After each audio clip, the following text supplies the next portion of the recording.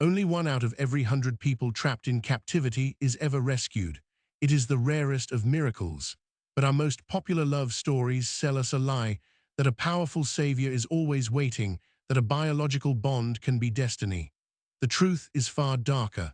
What we call fate is often a psychological trap, and the rescue fantasy hides a brutal, multi-billion-dollar reality. This is the world of human trafficking, a $172.6 billion global shadow economy. But the real prison isn't always made of locks and chains. It's built in the mind, through a devastating psychological process called trauma bonding. Why would a captive develop feelings for a captor?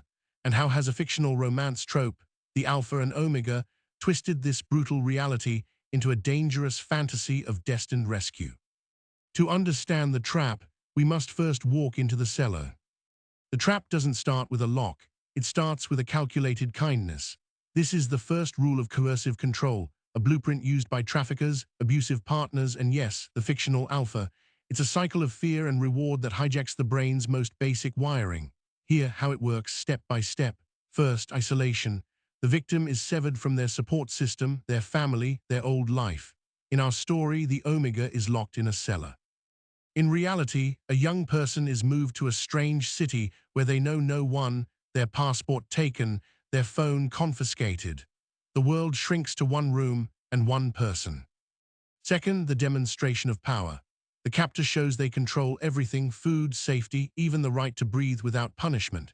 This creates a state of perpetual terror, where the prefrontal cortex, the part of the brain that reasons and recognizes harm, literally goes offline.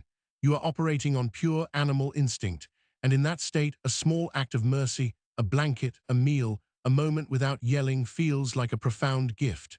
This is the reward in the cycle.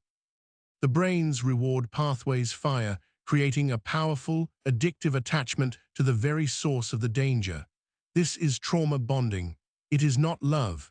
It is a survival strategy mistaken for destiny.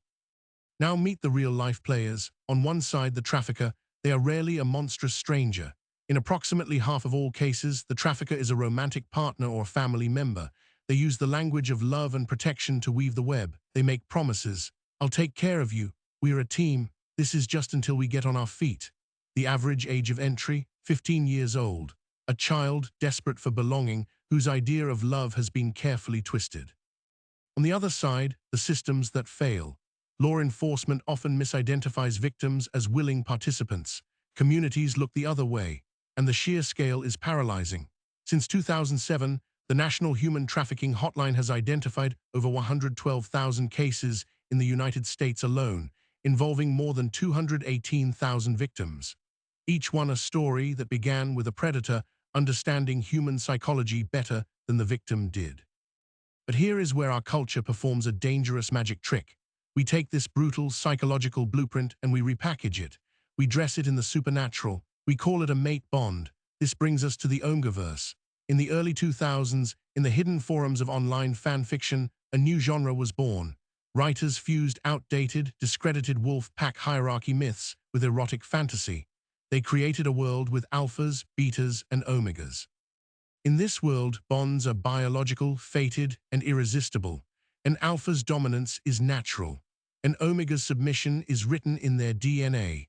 And the central, romanticized event is the mate pull, an uncontrollable, often painful, biological imperative that binds two people together forever. The genre exploded. It gave readers a safe container to explore power dynamics and consent, but it also critically provided a biological excuse for coercive behavior. If the alpha asterisk must asterisk claim and the omega cannot resist, then it isn't abuse. It's biology, it's destiny, it's a soulmate narrative wearing the clothing of animal instinct. By 2016, the mate mark, a permanent bond sealed by a bite, was formalized as a core trope. The fantasy was complete, a painful, world-altering bond that looks, feels, and operates exactly like trauma bonding, but is rebranded as the highest form of romantic truth.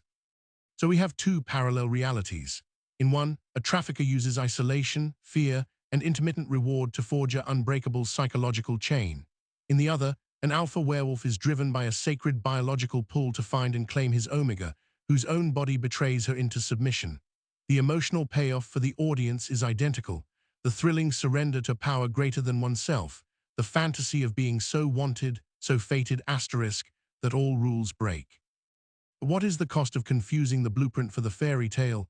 To answer that, we must look at a case that shattered the myth of the noble captor and exposed the Stockholm Syndrome lie. In 1998, a 10-year-old girl named Natasha Kampusch was snatched off the street in Vienna. For 8 years, she was held in a secret cellar, just 5 square meters, by a man named Wolfgang Prickloppel. He controlled every aspect of her existence. He was cruel, capricious, and terrifying. But sometimes he would take her upstairs. Sometimes he would talk to her. In those moments, she felt a connection to her only source of food, light, and human contact. When she finally escaped in 2006, the world was desperate to label her. Headlines screamed Stockholm Syndrome.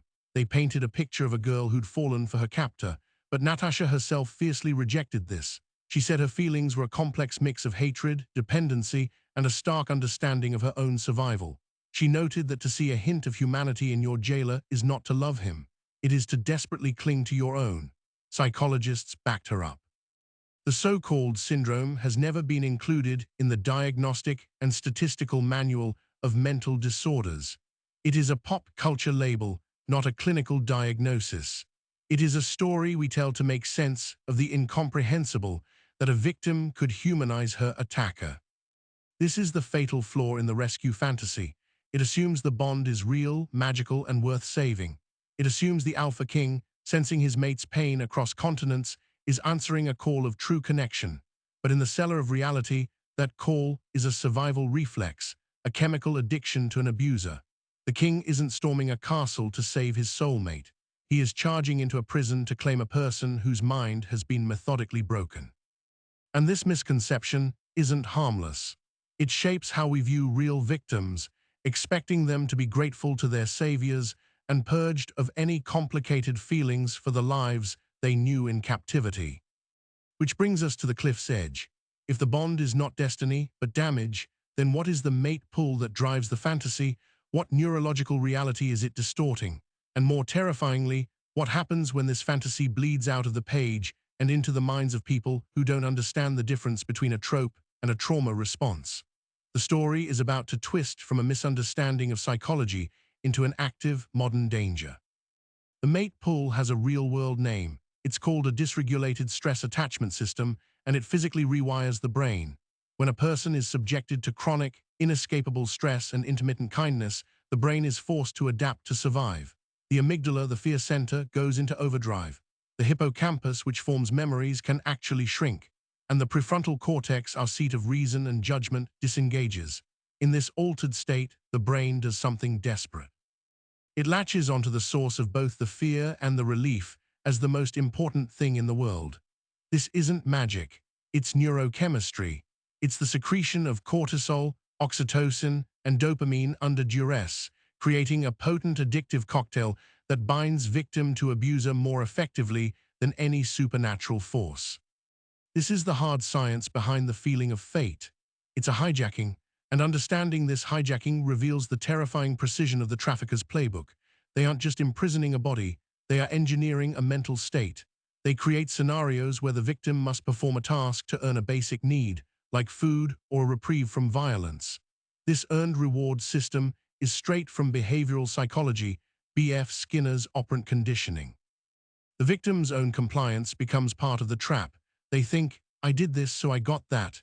It creates a false sense of agency within total control. The fantasy story skips this grim work. The alpha simply knows his omega is his. The bond is instant, preordained. It erases the calculated, grinding process of breaking a person down. Now follow the money to understand the scale of this breakdown. The $172.6 billion global trafficking industry isn't run on dungeons and dramatic rescues. It runs on logistics, recruitment, and online marketplaces. Victims are often recruited through fake job offers, false romantic relationships, or by family members in desperate poverty. They are transporting using legitimate bus lines, airlines, and rideshare apps. They are sold online, in classified ads masquerading as massage parlors or modeling gigs. This is a business, and its commodity is human beings, their autonomy systematically replaced with a trauma bond to their manager, their protector, their so-called alpha. Let's trace one real path, a composite of thousands. A girl, age 15, meets a man online. He's older, attentive. He says he loves her. He promises a new life away from her troubled home. He is her savior. He buys the bus ticket. When she arrives, he takes her phone. He says it's for her safety.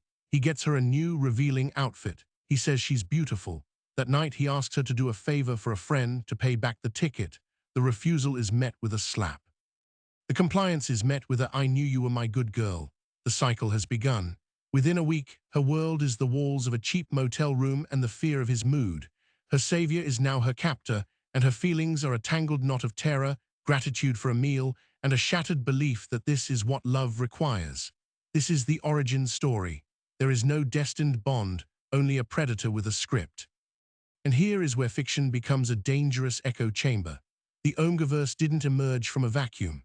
It grew from a long tradition of Gothic romance and bodice-ripper novels where overpowering, often violent masculine desire is recast as passionate love. The alpha is the latest incarnation of the brooding billionaire, the pirate king, the vampire lord, a man whose very danger is proof of his ardor. The genre's defining feature, the heat or rut, a biological compulsion to mate, is the ultimate narrative excuse. It removes consent from the equation and replaces it with biological imperative. The omega can't help her submission. The alpha can't control his claim. It is a fantasy of absolution from guilt for both the perpetrator and the reader who identifies with the overwhelmed, cherished victim. This fantasy collides with reality at the point of rescue, because the real rescue rate, that 1%, isn't due to a lack of heroic alphas. It's due to a system that is blind to the psychological prison. Law enforcement often sees a defiant teenager, not a trauma-bonded victim. A victim may defend her trafficker, lie to social workers, and even return to captivity after being placed in a shelter. To the untrained eye, this looks like complicity, like Stockholm Syndrome. It looks like a choice. It fuels the damaging question, why didn't she just leave? The fantasy has trained us to expect a clear narrative: capture, suffering, dramatic rescue, tearful gratitude, happy ever after. Reality is messier, slower, and far less cinematic. Recovery from a trauma bond is like detoxing from a drug. The abuser is the drug. The pivot point is this: the popularity of these power imbalance fantasies is not declining in a corner of the internet. It is mainstreaming. Its language seeps into how we talk about real relationships. He's so alpha, she's such an omega. We romanticize jealousy as proof of love, control as protection, and obsessive attention as destiny. We see this in the rise of toxic relationship tropes celebrated on social media, in the popularity of dark romance novels that blur the lines of consent. This isn't just entertainment. It is a conditioning ground, normalizing the very dynamics that traffickers exploit. And the most vulnerable readers are often those already primed by real trauma. For a young person who has experienced chaos, neglect, or abuse, a story about a powerful, possessive figure who is compelled to care for them, who finds them irresistibly special, is a powerful balm. It offers a template where their past pain is not a flaw, but a prerequisite for a grand, destined love. It dangerously reframes red flags as romantic proofs. The fantasy doesn't just reflect a desire, it can shape a tolerance for real-world predation. This brings us to a dark and largely unmonitored frontier: the role of interactive fiction and role-play communities. In online spaces, users don't just read about alpha-omega dynamics, they perform them. They craft identities, negotiate scenarios, and live out these power exchanges in real-time chat. For most, it's a game. But for some, the line between fantasy and reality blurs. Manipulative individuals can use the shared language of the genre to groom potential victims, to frame controlling behavior as in-character alpha dominance, to make real-world demands under the guise of a collaborative story. The community itself, built on consenting fiction, can become a hunting ground because the red flags are written into the script as desirable traits. The institutional failure is a failure of imagination. Social services, law enforcement, and even mental health professionals are often not trained to recognize the narrative a victim might be living inside. A young woman might explain her abusive boyfriend's behavior by saying, "It's just how he is. He's really protective. He's my alpha." She is using the language of romance to describe a crime. If the listener only hears the romance, they miss the crime. We lack the cultural vocabulary to separate the fantasy from the felony. So we arrive at the central, haunting contradiction. The fantasy sells rescue, but the reality is that the most common path out of trafficking is not a raid, but a slow, internal unraveling. It's a moment of clarity, often during a rare moment of alone time, where the survival brain gets a fleeting signal from the rational brain. It's a volunteer at a needle exchange who treats a victim with dignity without demanding anything. It's a healthcare provider in an emergency room who recognizes the signs and asks, "Do you feel safe?" without judgment. This is the antithesis of the Alpha King's grand, violent entry. It is quiet, patient, and focused on restoring choice, not claiming possession. Yet our collective imagination is captivated by the storming of the castle. We crave the catharsis of the powerful savior. This craving points to a deeper, more uncomfortable truth about us. The fantasy isn't really about saving the Omega. It's about the absolute power and moral justification of the Alpha. It's about the idea that a love so powerful it breaks treaties and starts wars is, by definition, righteous. It is a fantasy of ultimate agency for the savior, not the saved. This sets the stage for a new kind of war, one not fought with claws on territory lines, but in courtrooms, in therapy offices, and in the algorithms of the very websites that host both the fantasies and the real-life exploitation. The battlefield is the human mind's ability to tell the difference, and the next front is already open, where the monsters have learned to speak the language of fate. In 2018, a network of predators was uncovered across 3 states, operating in plain sight on popular fan fiction and role-playing forums. They didn't lurk in dark alleys, they posted character sheets. Their hunting ground was a shared Google Doc for an ongoing Alpha-Omega roleplay story. Their victims were teenagers, mostly girls, who came to the space for community and creative escape. The predators, posing as fellow writers, would begin by praising a victim's character, then their writing, then their personality. They'd propose moving the conversation to a private server for more intense story development. The grooming used the genre's own logic.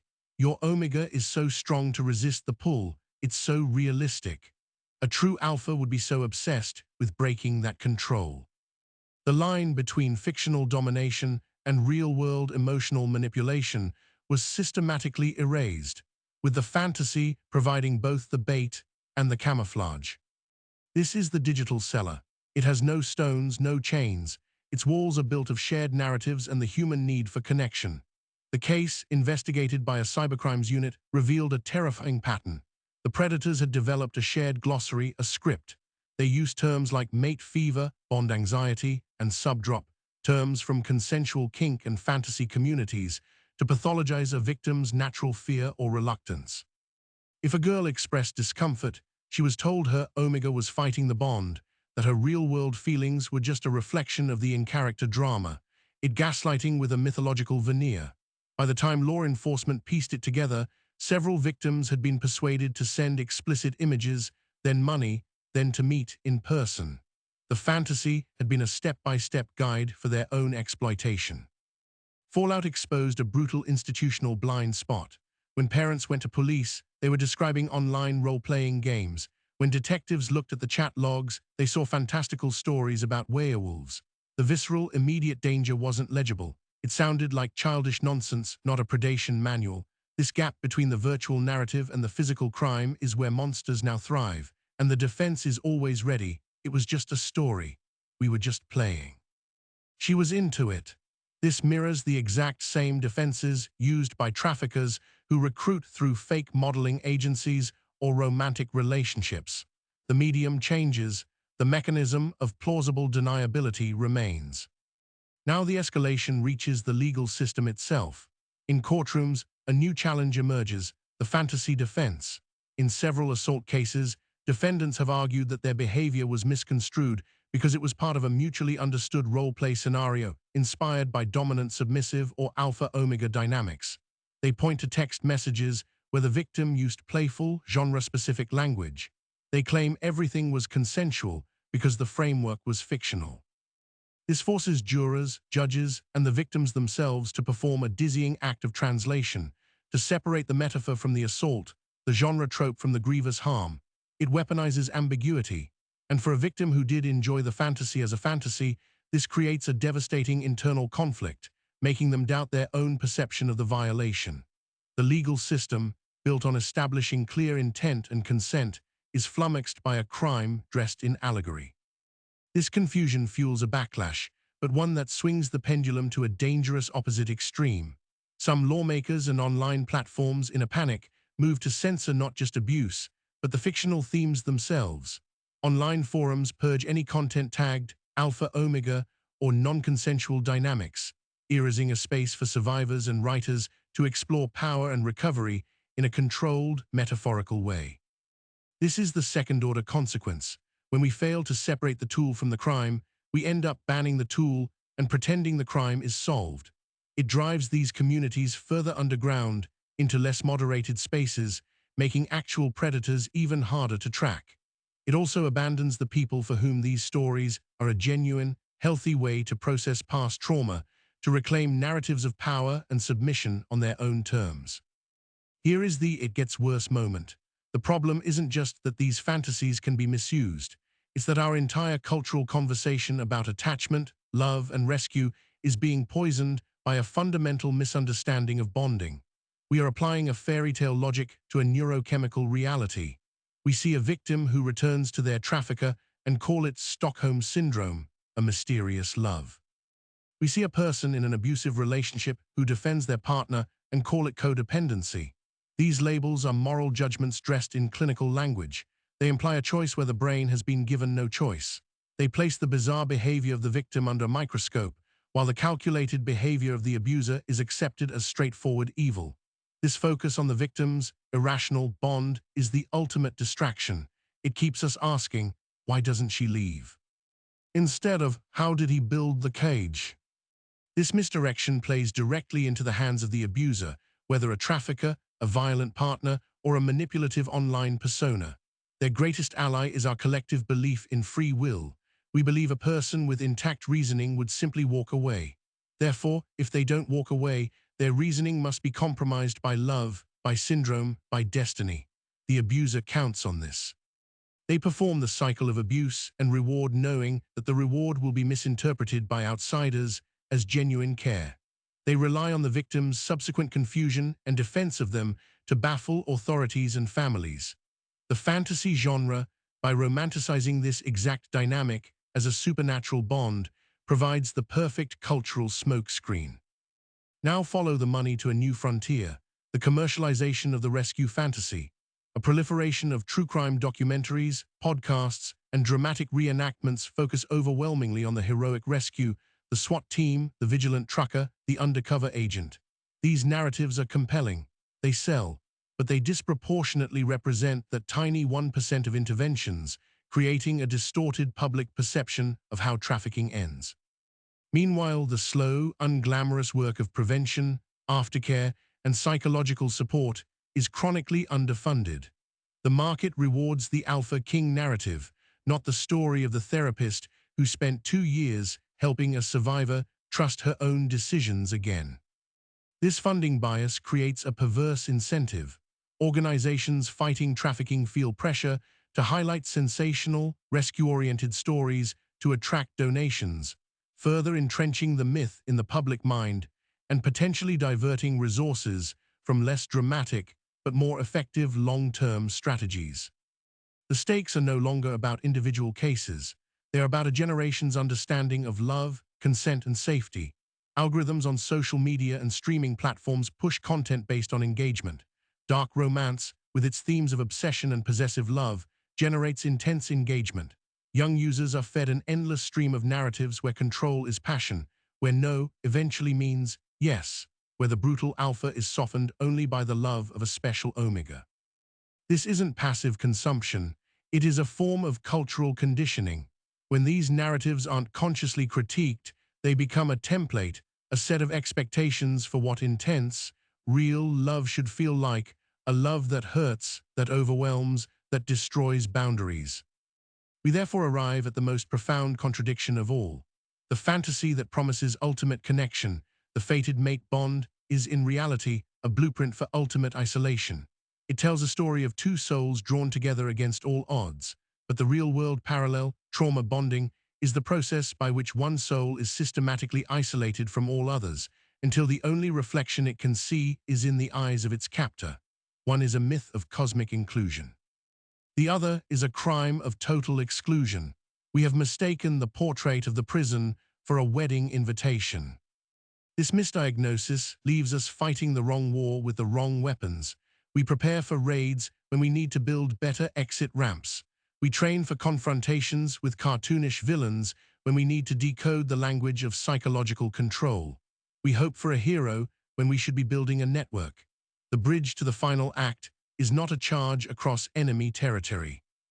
It is the quiet, radical decision to turn away from the seductive story of the rescue and to face the complex, unglamorous truth of the recovery. The real battle isn't for the cellar, it's for the mind that was convinced the cellar was home. The true exit from the cellar begins not when the door is broken down, but when the mind, for the first time, imagines a world existing beyond it. This is the quiet, seismic shift of real recovery. It is not a rescue, it is a rediscovery. Meet Alina, a pseudonym for a survivor whose story embodies this agonizing, triumphant journey. At 16, she was recruited by a man she met online who posed as a music producer. For 3 years, she was trafficked across state lines. Her trauma bond to him was ironclad. She believed his lies, that her family had given up on her, that only he saw her true worth, that this exploitation was her path to stardom. Her alpha had crafted her entire reality. Her escape was not dramatic, it was bureaucratic. During a police raid on a different premise, she was picked up in a sweep. At the station, she was defiant. She gave a fake name. She defended her trafficker. To the officers, she was a problematic, uncooperative adult. But a victim advocate, trained in trauma responses, saw something else. She didn't ask Alina about the crimes. She asked her what kind of music she liked to sing. That simple human question, unrelated to her value as a witness or a victim, was the first crack in the wall. It took 6 months in a specialized residential program before Alina said the words, "What he did to me was wrong." The bond didn't break. It unraveled, thread by painful thread. This unraveling is the antithesis of the fantasy payoff. There is no sweeping declaration of love that instantly heals all wounds. Instead, there is the painstaking work of neurobiological repair. Therapy for trauma bonding focuses on regulating the nervous system, teaching the body it is no longer in constant danger. It involves rebuilding the prefrontal cortex's ability to make choices, to trust its own judgment. Survivors learn to identify the cycle of abuse and reward in real time, to see the kindness not as love, but as a tactic. This process takes years. The average time in effective aftercare is between 18 and 36 months. Compare that to the fantasy timeline, where the omega is claimed, crowned, and healed by the mate bond in a matter of days. Professionals doing this work are the unsung antiheroes of our story. They are social workers, therapists, and victim advocates who practice what's called trauma-informed care. Their first principle is safety. Their second is choice. They do not storm in. They offer a chair, a cup of tea, and unwavering patience. They understand that pushing a survivor to leave before their brain is ready can trigger a catastrophic rebonding with the abuser. Their tool is not force, but fierce, consistent presence. They are rebuilding the concept of trust from the ground up, proving that someone can be reliable without demanding anything in return. This is the exact opposite of the alpha's possessive, conditional protection. And the most effective advocates are often survivors themselves. Here lies a profound and beautiful irony. Those who have survived the psychological prison of trauma bonding develop a unique expertise in its architecture. They can see the subtle signs, speak the language of the trapped mind, and offer a credibility that no outside savior ever could. Networks of survivor-led organizations have become the most powerful force in modern anti-trafficking work. They run hotlines, create safe houses, and mentor new survivors. Their authority comes not from dominance, but from deep, hard-won empathy. They are not alphas claiming omegas. They are guides saying, "I know the way out. I've walked it myself." This model of empowerment is dismantling the rescue industrial complex from within. It challenges the donor-pleasing, sensationalist narratives by centering the voice and agency of survivors. It asks not, how can we save them, but how can we support their self-liberation? The results speak for themselves. Programs with heavy survivor leadership report higher long-term success rates and lower rates of survivors returning to exploitative situations. They are proving that the path to freedom is paved with autonomy, not submission to a new authority. Now let's return to the fiction with this new understanding. Can the alpha-omega genre be redeemed, or is it inherently toxic? The answer is nuanced. For some readers and writers, particularly survivors, the genre is not a blueprint for abuse, but a sandbox for processing it. They use the metaphorical distance of fantasy to explore themes of agency, consent, and healing on their own terms. They write stories where the bond is negotiated, where the Omega's strength is in her resilience and intelligence, not just her submission. They subvert the tropes to craft narratives of mutual healing, where the alpha is also broken and must learn vulnerability. In these hands, the genre ceases to be a reproduction of trauma bonding and becomes a tool for its exorcism. This brings us to the final, surprising detail. Research into the readership of dark romance and alpha-omega fiction shows a significant overlap with individuals who score high in traits of resilience and who have histories of overcoming adversity. For some, these stories are not instructions, but simulations. They are a way to experience the fantasy of ultimate protection and belonging from a position of complete safety, to navigate intense emotional landscapes with a guaranteed happy ending, something their real trauma did not provide. The fantasy, for them, is a form of controlled exposure therapy, a way to master feelings of vulnerability in a world where they are ultimately in control. They can close the book. Therefore, the true villain of our documentary is not a genre or a fantasy or even the individual predator. It is the *** conflation of contexts ***. It is the failure to distinguish between a consensual fantasy explored in safety and a psychological weapon deployed in reality. It is the cultural laziness that applies the logic of the former to explain the latter. The danger occurs when the metaphor escapes the page and is used to justify, obscure, or perpetrate real harm. When a predator uses the language of fated mates to groom a child, that is a conflation of contexts. When a justice system cannot recognize coercion because it is dressed in romantic tropes, that is a conflation of contexts. When we, as a culture, mistake the symptoms of trauma bonding for a love story, that is the most dangerous conflation of all. So what is the real payoff? What does happily ever after look like when we reject the rescue myth? It looks like Alina, 5 years out of the life, now a peer counselor at a survivor-led organization. She uses her understanding of the game to help others see it. It looks like a teenager reading an alpha-omega story for fun, but equipped with the critical thinking to say, this is a hot fantasy, but I know real love doesn't feel like fear. It looks like law enforcement officers trained to see trauma bonds, not Stockholm Syndrome. It looks like funding flowing to long-term aftercare and prevention education, not just to dramatic busts that make good television. The mate bond in our original story was a magical tether that healed all wounds upon connection. The real-world parallel, the trauma bond, is a psychic shackle that takes years to dissolve. One promises that a powerful other will complete you. The other teaches that your completion must come from within, and that healthy love is the addition of two whole selves, not the desperate fusion of shattered ones. The Alpha King chooses his mate over peace, starting a war. The survivor, in the quietest and most courageous act, must choose peace over the war in their own mind every single day. This is the clarified truth we have been chasing since the opening hook.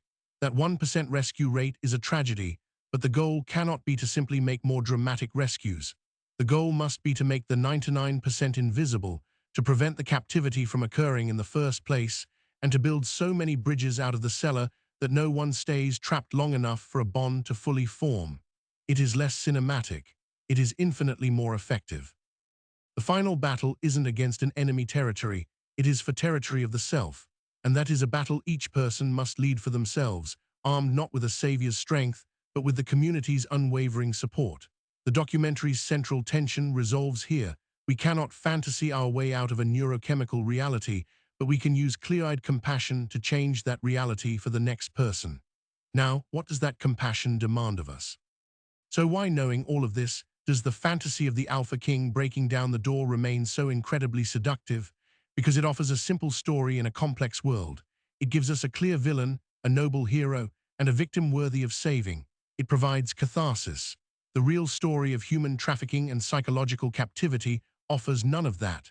The villains are often familiar. The heroes are underpaid social workers and survivors turned counselors. The healing is slow, fragmented, and invisible. The fantasy is a narrative painkiller, but painkillers don't cure disease, they just mask the symptoms while the infection grows. The ultimate takeaway is not that we should abandon fantasy. It's that we must become fluent in the difference between a story we tell for comfort and a reality we must confront with courage. When you read a story about a fated mate, you can enjoy the thrill. But when you hear someone use the language of destiny or irresistible bonds to explain a real relationship marked by control and fear, that is your cue to listen closer. That is the moment the fiction has bled into a life, and it is a cry for help disguised as romance. Our compassion must become more sophisticated than our cravings. It means supporting organizations that prioritize survivor leadership and long-term care. It means educating ourselves and our children about healthy relationships and the tactics of coercive control, not with scare tactics, but with clear information. It means challenging our own attraction to narratives where love looks like possession. And perhaps most importantly, it means redefining strength. The Omega in the cellar isn't saved when the king arrives. She is saved the moment she uses her own voice, however faint, to say, "This is not my home." Our job is to ensure someone is listening. This has been an examination of the stories we tell about captivity, connection, and rescue.